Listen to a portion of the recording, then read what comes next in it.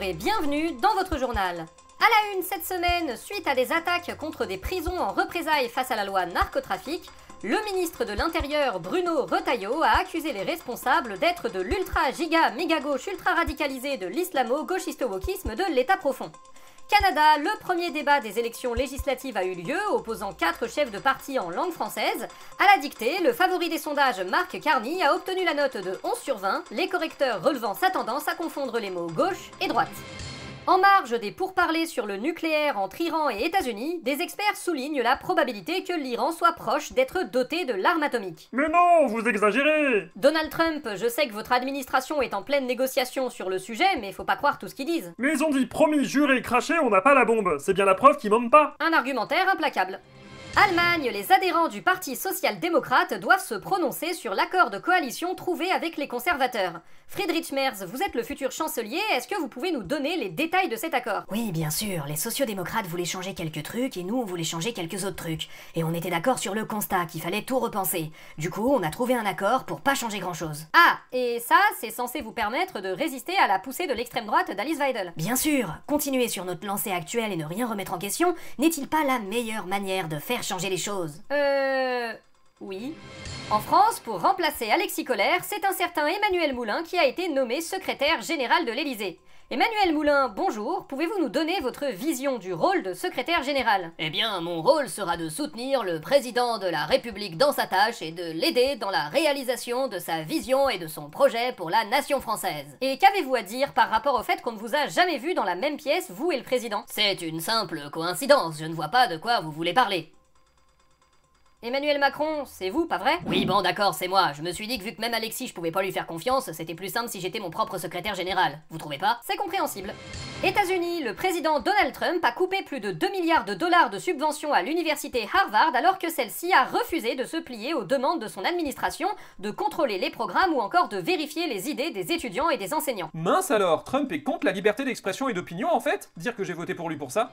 Et retour en France où l'usine chimique Vancorex, avec ses décennies de recherche, brevets et procédés, va être cédée à un groupe chinois.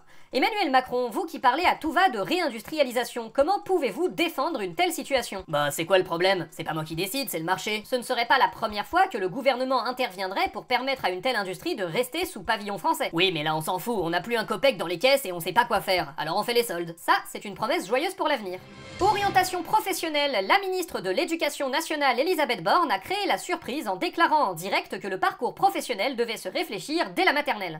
Qu'est-ce que vous faites, madame la ministre? Je supervise une expérimentation démocratique. Ah oui? De quel genre? Le travail des enfants. Ah, de quoi? Regardez, ils fabriquent une chaise. Madame, j'ai les ampoules dans les mains, je peux faire une pause? Non, Mais enfin, vous pouvez pas faire ça, il y a des lois. c'est nous qui faisons les lois. Madame, je me sens pas bien, je peux avoir un verre d'eau? Non, Mais pourquoi vous faites ça? car avec la loi immigration et la baisse de la natalité, nous avons moins de main-d'œuvre. Nous devons trouver de nouvelles personnes pour les métiers essentiels sans pour autant avoir recours à des immigrés. C'est une directive que l'on m'a implémentée. La solution rationnelle est donc de faire travailler les enfants. Madame, j'ai faim, je peux avoir quelque chose à manger? Non, Mais vous lui imposez une cadence infernale là, qu'est-ce que vous allez faire s'il meurt? il y a en France 15 millions de personnes mineures. S'il meurt, il suffira de le remplacer par un autre. Mes calculs montrent que cela réglera le problème de la main-d'œuvre pour les 20 prochaines années en effectuant un roulement efficace. Madame, à l'aide, j'arrive plus à bouger! D'accord.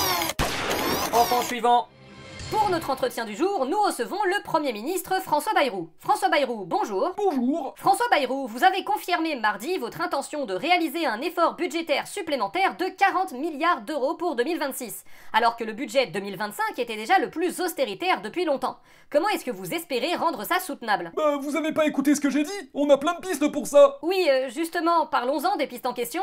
L'un de vos ministres a évoqué un passage de l'âge légal de la retraite à 65 ans. Non mais ça c'est pas moi, c'est un des abrutis de mon gouvernement. On va pas faire ça tout de suite. Comment ça, pas tout de suite? Bah faudra bien qu'on le fasse un jour, mais on va attendre que les Français oublient un petit peu la dernière réforme pour pouvoir encore raboter leurs droits en réutilisant les mêmes arguments. Faut juste leur laisser le temps d'oublier. Ah, je vois. Et pour le reste? Pour le reste, nous allons contrôler la hausse des arrêts maladie, mettre fin à la gratuité des services publics qui déresponsabilisent et débureaucratiser notre pays. Bah quoi?